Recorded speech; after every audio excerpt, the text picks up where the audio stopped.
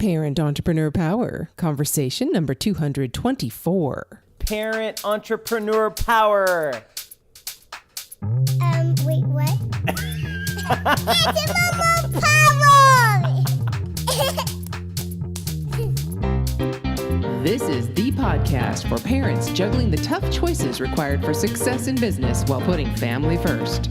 Hi, I'm Mary Catherine Johnson, and I share the ups and downs and dirty truths of profits and potty training while chatting with successful parent entrepreneurs from all walks of life. Are you powered up?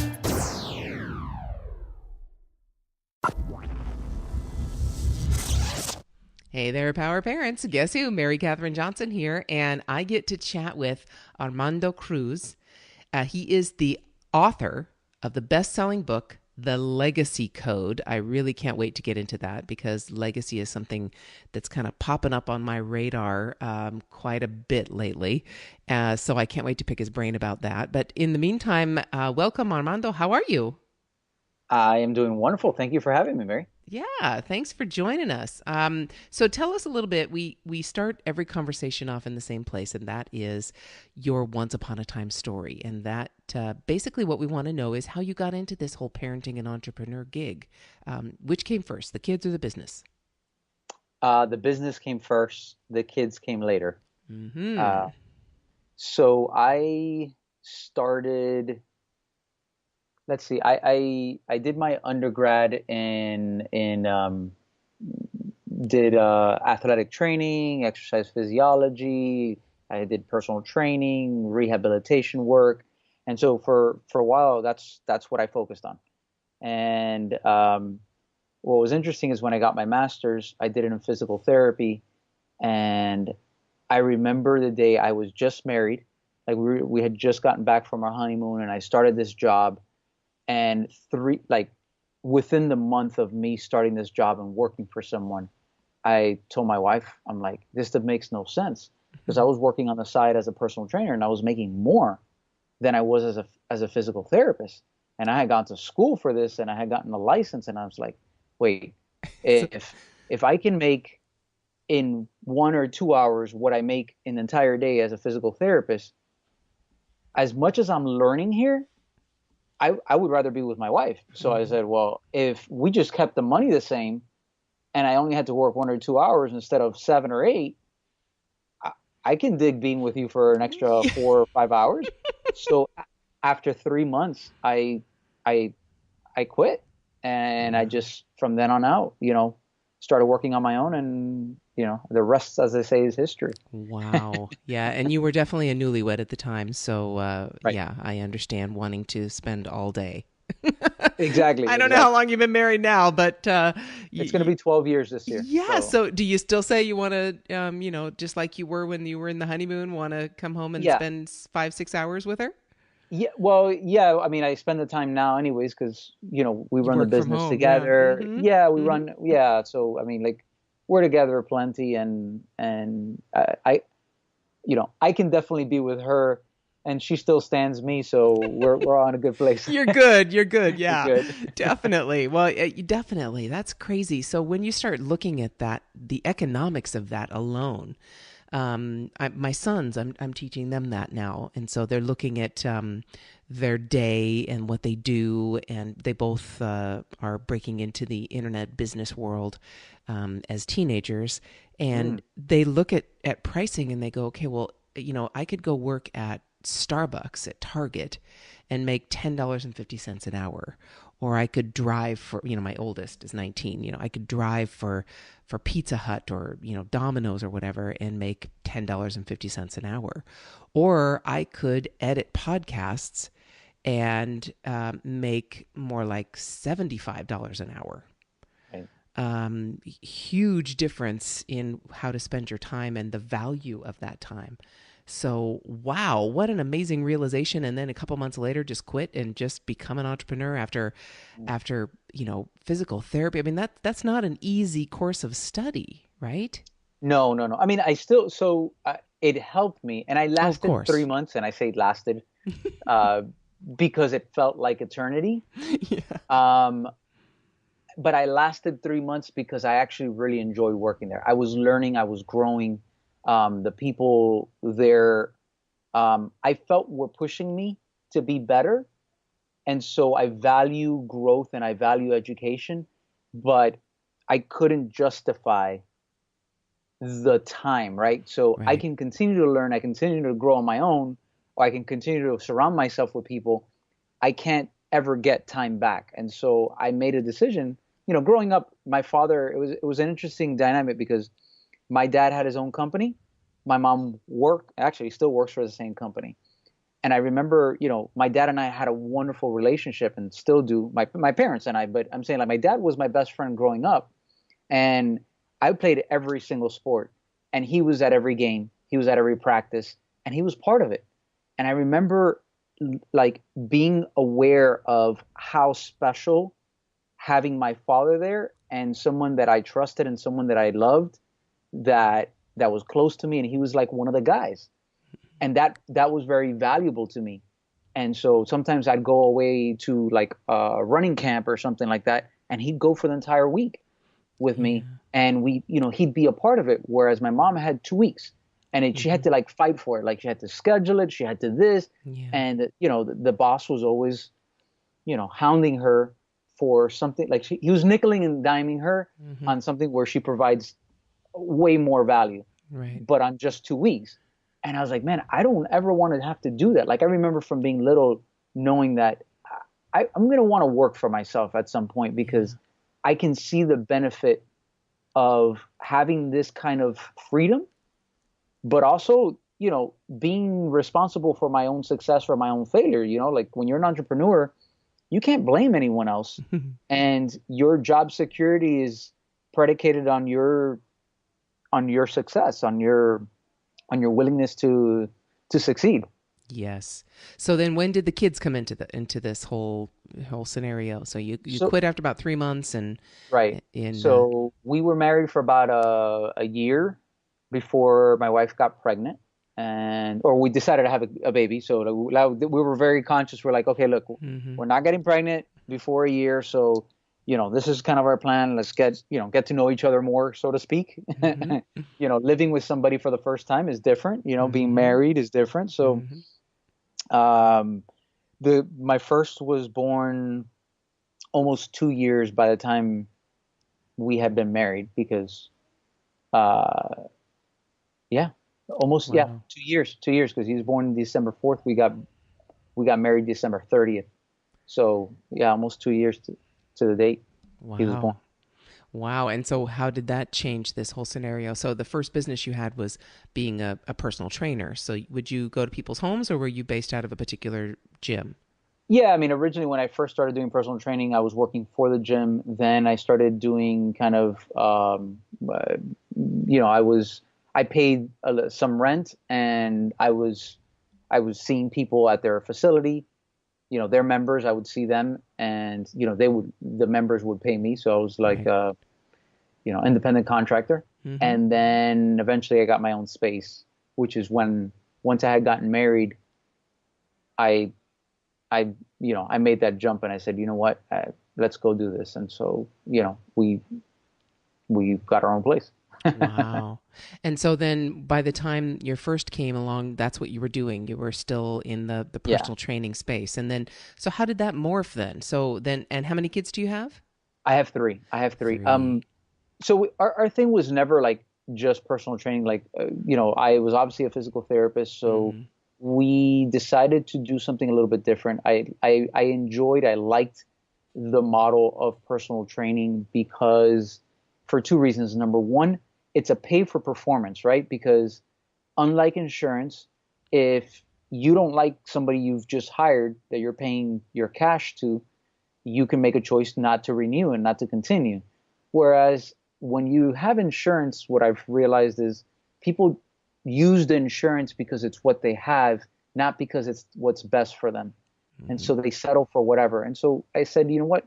Let's be different in the market. And I'm the only physical therapist. It's all private pay. And so our guarantee is we'll fix you in 5 sessions or less, or you get your money back. Wow. Nobody guarantees that. So it puts me on my best game, and and they pay a premium for it, but they also have a guarantee which nobody else gives. The results. Yeah. I Right. mean, what a concept. Pay for something and actually get that. Right. Exactly. Exactly. Wow. Wow. Okay. So is that the same business then that you've been running now? It sounds like it's independent of gyms and things. Like you said, you have your own space Correct. and people come in and so you don't just do, fitness. It sounds like when you say you fix people, that's a physical Right. therapy thing. So tell me how you've Correct. morphed those two things. Um, it's become about having a different conversation around it. Like the people that we attract are usually people who, so we have the fitness component and we also have the rehabilitative component.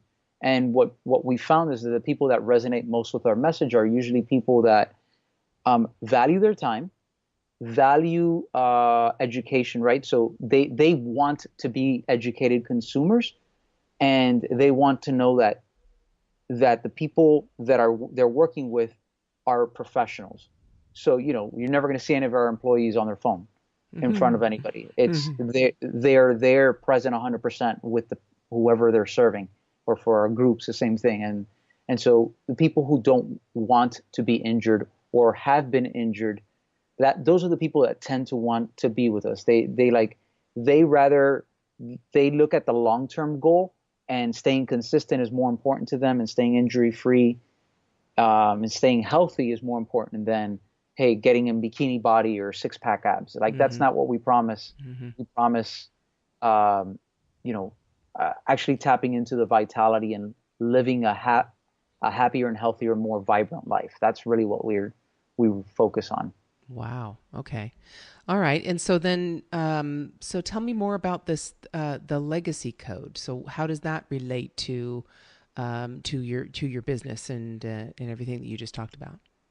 Right. So that actually comes about 4 years ago.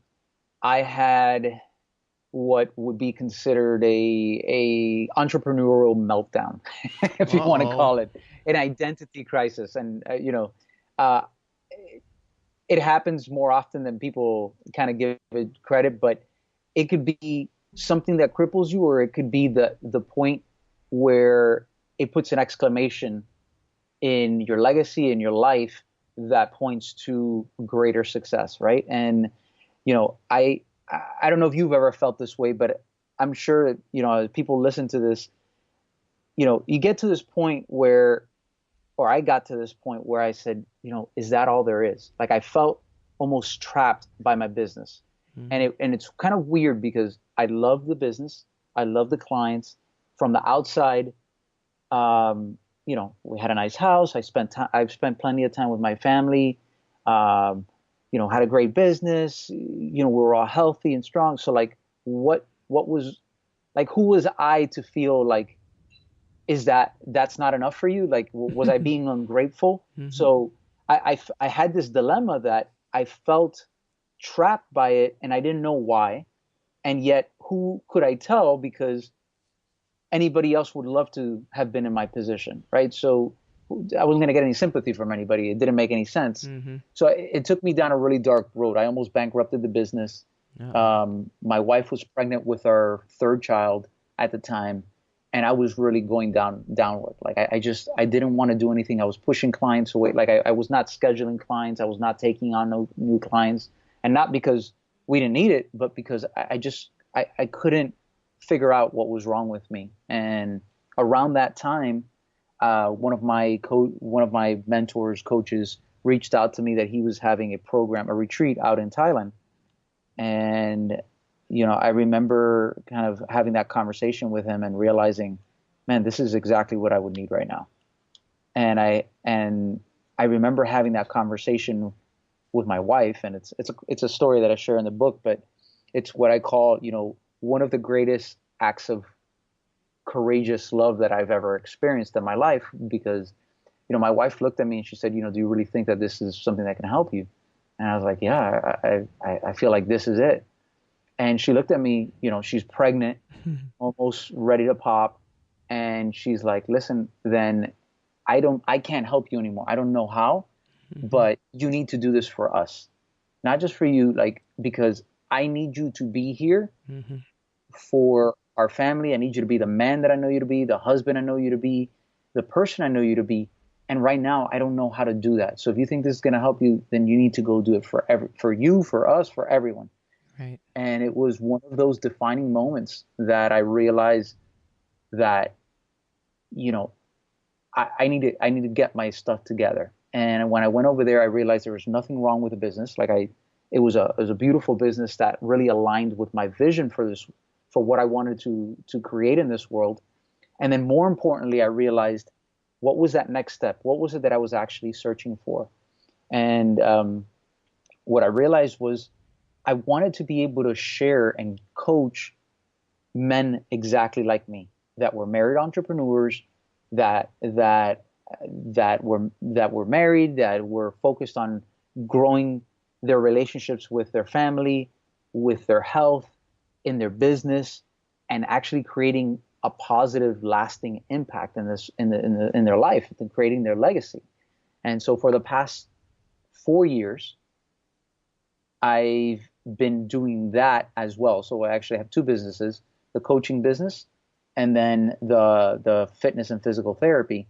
And they complement each other so well, because the fitness and physical therapy deals a lot with, obviously, the rehabilitative and, your health and The your body. kind of Yeah. your body, Hmm. whereas the coaching kind of puts you in the right in the in a right mindset to Right. really embrace all of life. And so it's a continuum of care, if you want to call it that. And Yeah.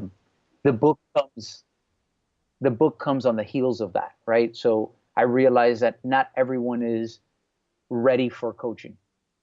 Not everyone can afford coaching.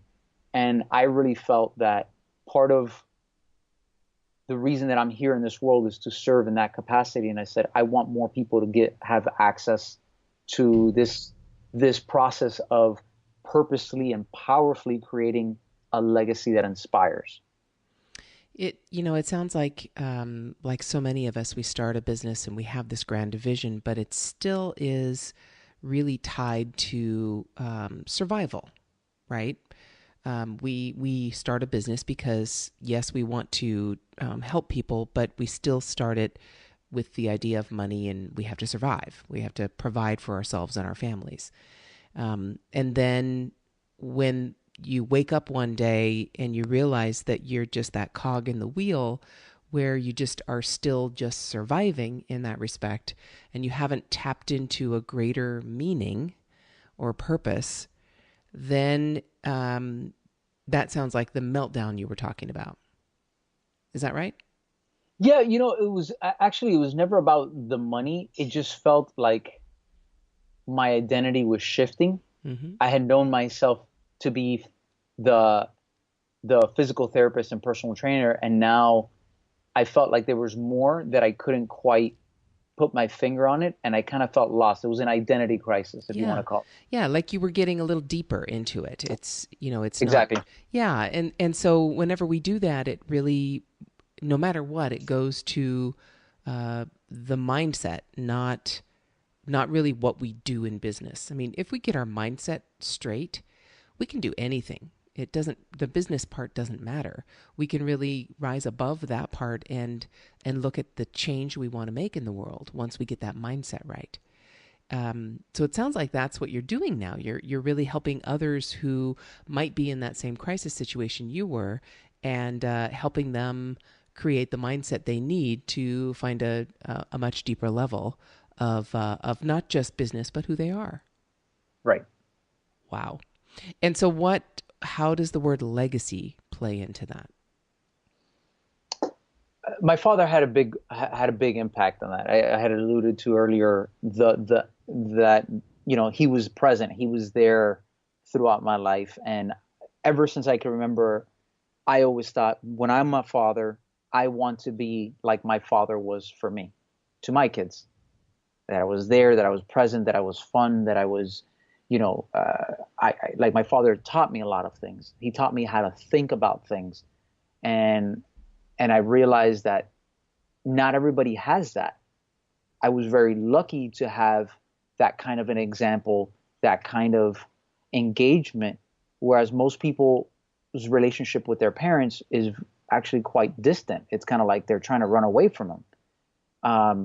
I felt very lucky with learning from that, and then throughout the years, learning from mentors that I really valued their insights, and I started realizing that the people that are more fulfilled in this world have a deeper sense of purpose and something greater than themselves. Unfortunately, because of the ease of getting into business and success, I mean, like, there's so many young professionals, especially now with the internet, that are in this, and they're very, financially successful. Right. But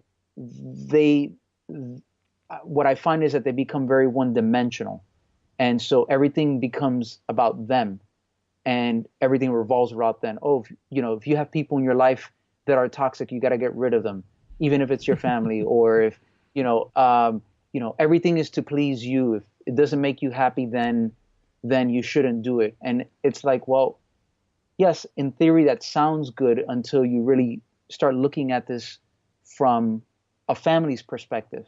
If you thought like that, you'd actually make a really poor parent, because and I know that you don't always do things that you love doing. You have to compromise sometimes.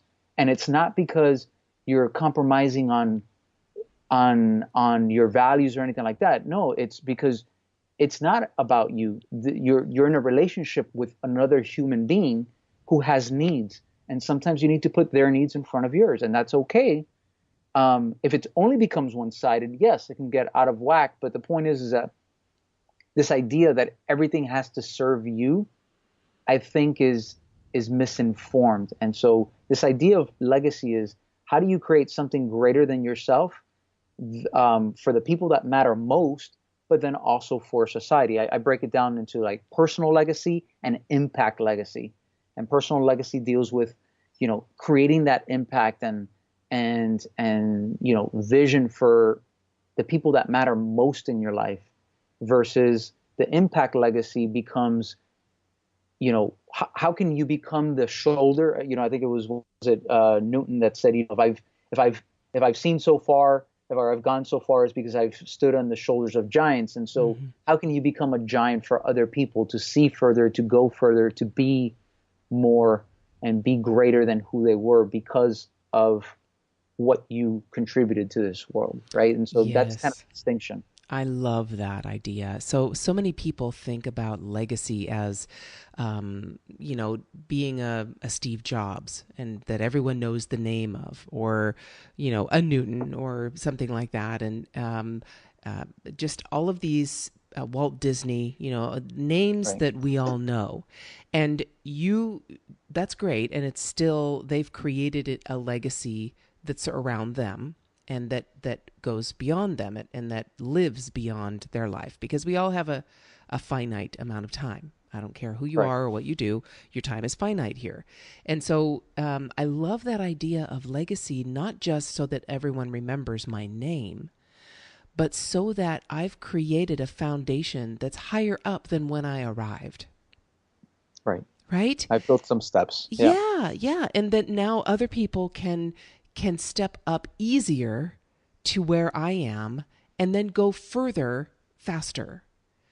And that, to me, that is such a perfect analogy, because that, to me, is exactly what our jobs are as parents. Because again, mine are 16 and 19. Okay. So I'm in my exit strategy, and I've explained this to my oldest son a couple of times.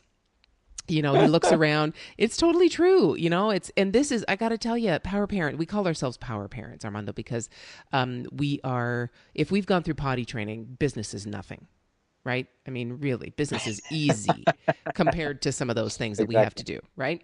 So we have the power already. We have the power already to do what we need to do. We just have to apply it. So in my exit strategy, my 19-year-old, and we're talking about some of his friends and people that he knows, and he's comparing himself to a certain extent, that so-and-so has already moved out, okay, and they just turned 18, and they moved out on their own, and they have to go get some, job like a a Starbucks job or whatever.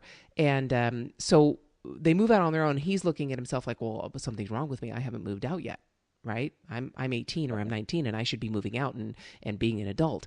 And I keep saying, you know what? You're going to college. And what we're trying to do as parents, that person you're comparing yourself with doesn't have a family situation where their parents can provide an opportunity for them to start life a little further along. You have an opportunity, my son, to start life a little further along because we've hopefully created that opportunity for you so that you don't have to go out and get a Starbucks job. You can if you want, but you don't have to. I would rather you take that time and energy and focus and put it toward getting your college education and getting these experiences that you need so that when you do move out, you don't have to struggle as much. And that you don't have to, you can start out a little easier in life. I'm not saying you're not going to have hardships, and I'm not saying I want to give you everything. I'm not one of those parents where I want to, give you $1 million so that you can start life out right.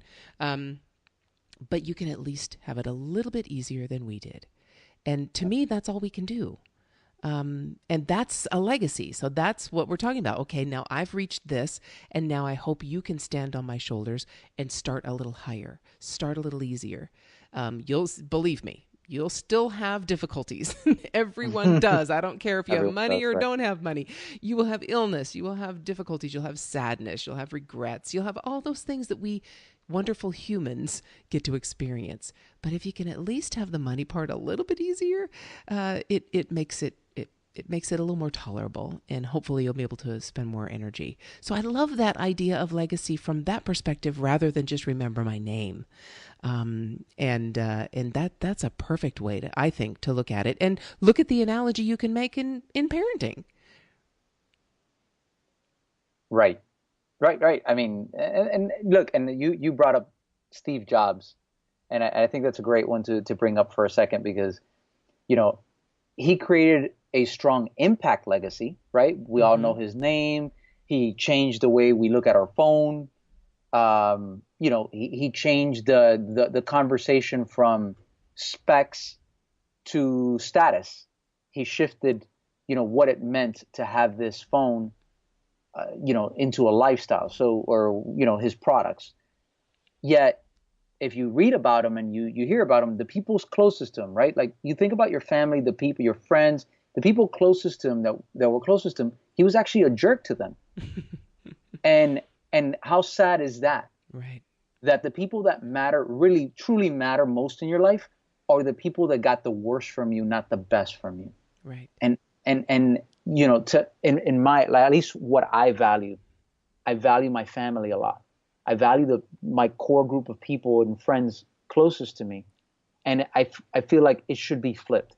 The people that should get the best are them. And too many, especially as an entrepreneur, I think this is actually a good connection, is that too often we get distracted by busyness, and then we leave the people that matter most with leftovers, as opposed to giving them our best. In other words, like if you're scheduling your day, most people look at their work and then figure out, oh, what do I have left?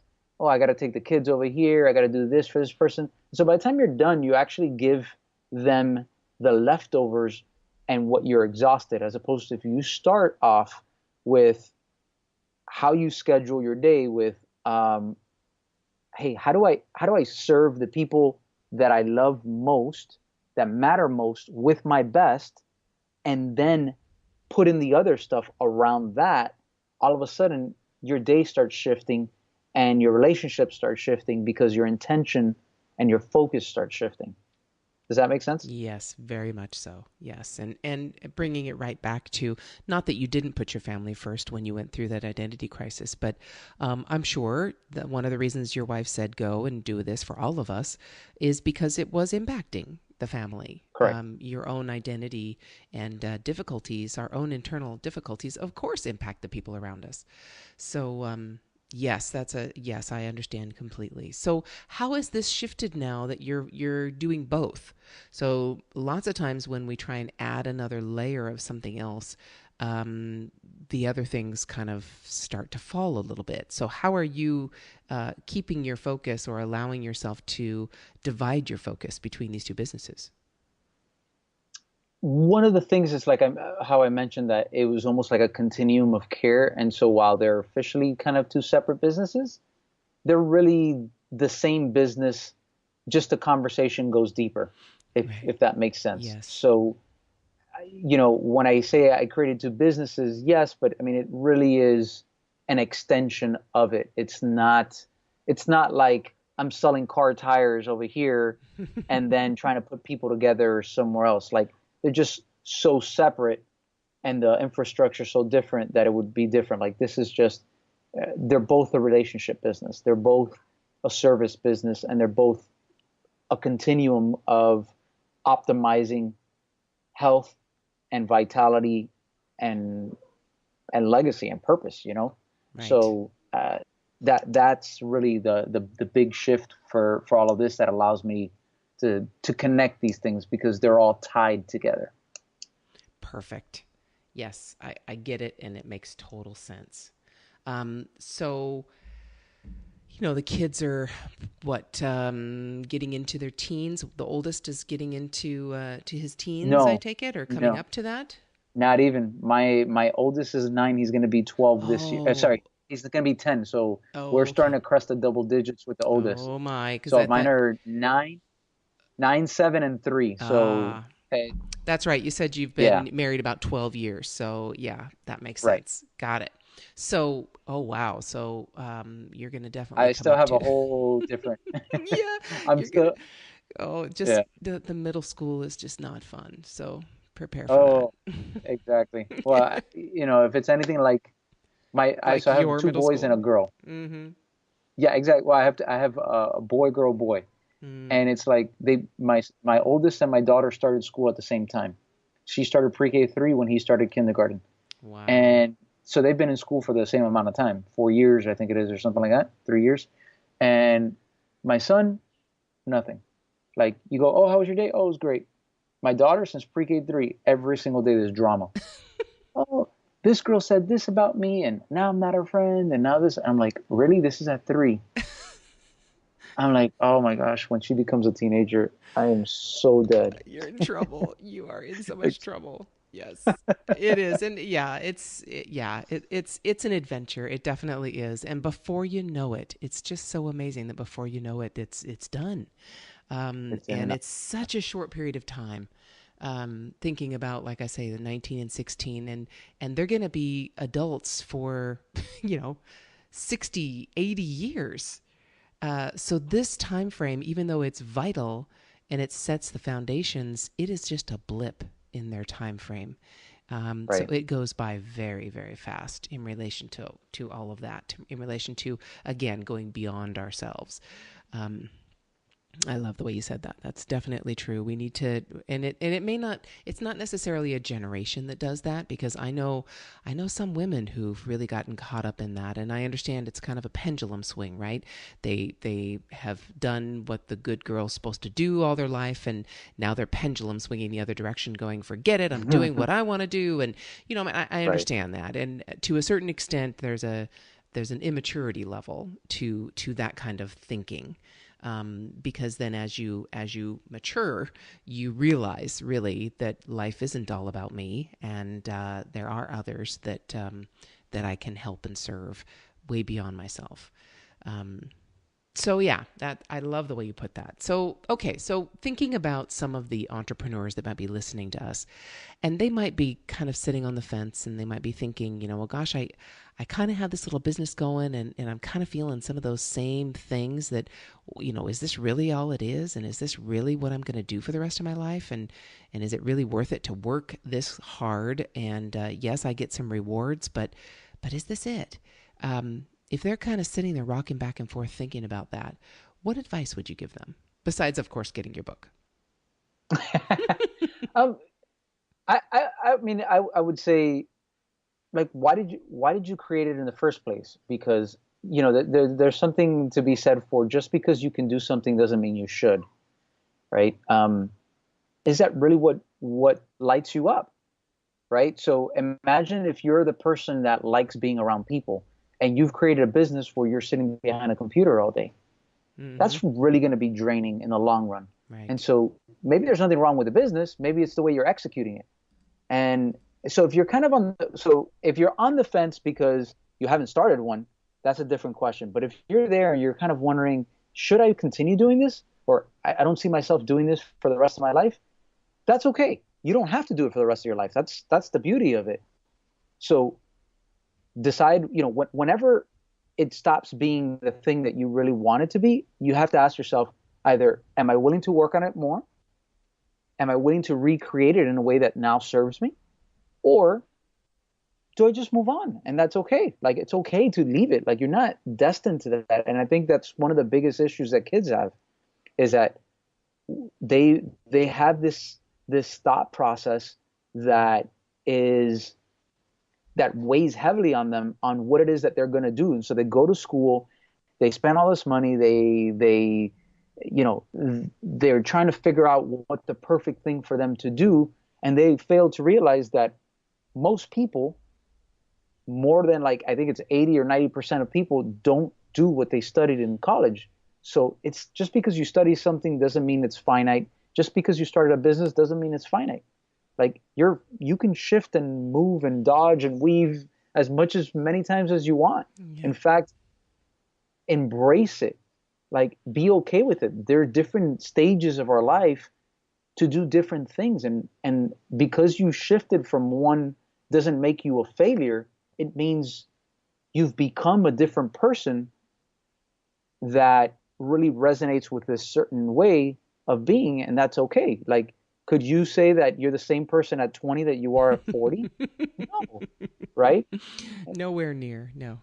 Right. So why would what you do stay the same?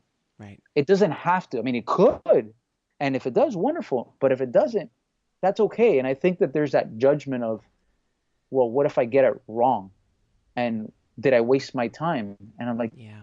I don't believe that it is if it's really serving and fulfilling you at the moment. Right. Yeah, I agree with you. I hear you. And I've got to tell you, the people in the audience, all right, power parents, I need you to hear what Armando just said. And the reason I need you to hear it is because you are raising the generation that will probably feel guilty and probably feel anxiety about what they might study. And so you are raising that generation. And if you're listening to our voice, you are either an entrepreneur or you want to be an entrepreneur. And so you have the power to give your children the option and let some of that pressure off. So that, yes, I understand. My son is always, well, gosh, he says the same thing. What if it's not right? And I don't want to waste your money and I don't want to waste my time. And I keep saying to him, this is an investment in your future. You're not wasting my money unless you're just going to go, and he's not a party kid. So unless you're going to go and, go up to Chico State, which in California, that's a school that's known to be a party school. So unless you're going to go up there and you're just going to party all day and have me pay for it, that's a different story. We'll be having a different conversation. But that's not who he is. I know that. And he's not going to do that. So the fact that he's even worrying about this shows me he doesn't have to worry about it. Exactly. He needs to focus on what he wants to do right now. Find that path. I don't care. It took me 7 years to get my bachelor's degree. It's not a problem for me if it takes him longer or if he changes his mind halfway through. It really is not a big deal. So power parents, please hear that. Take some of the pressure off your kids.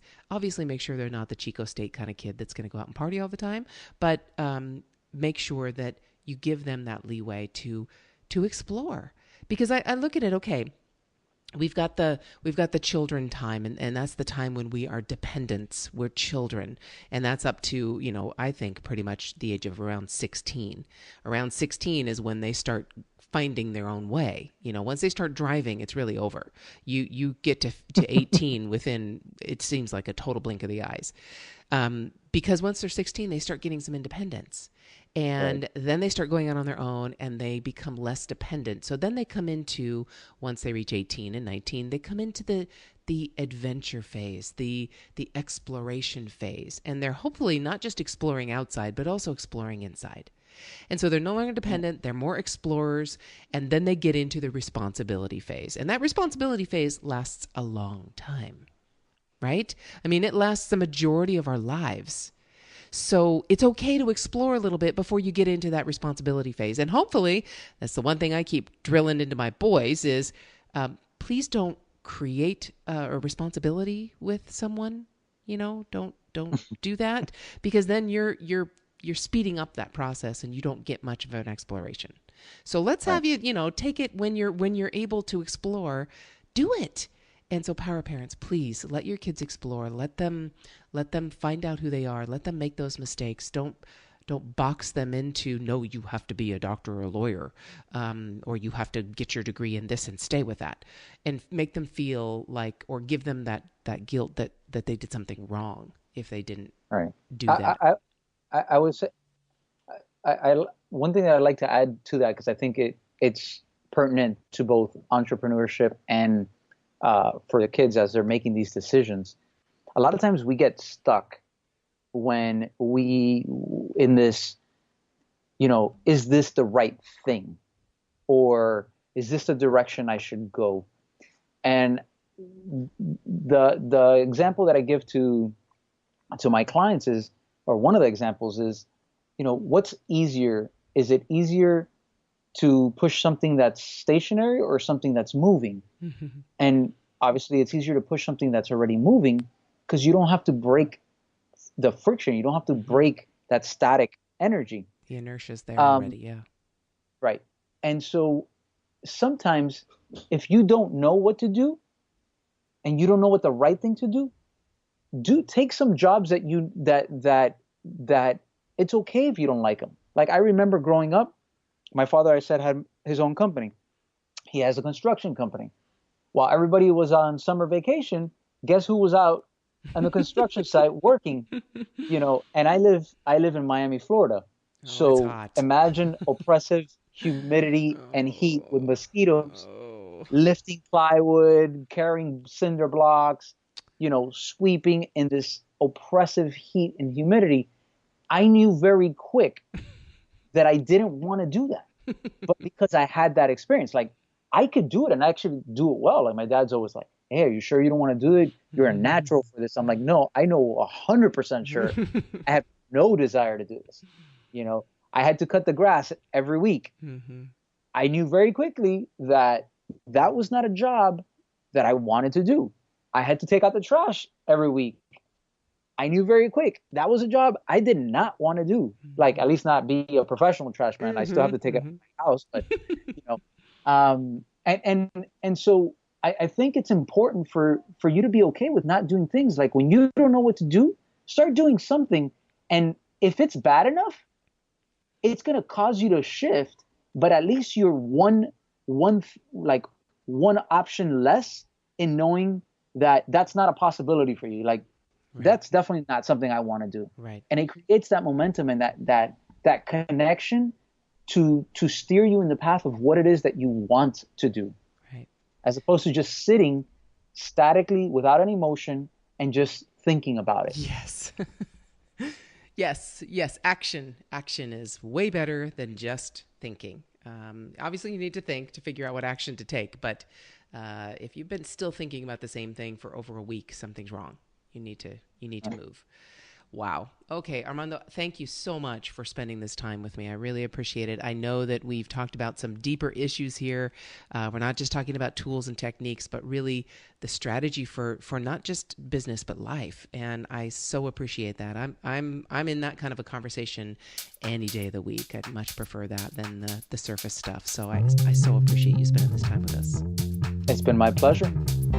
To get powered up for your day, just go to parentepower.com and listen to the over 200 episodes we have so far with amazing entrepreneurs just like you. It might just help you feel like a grown-up again.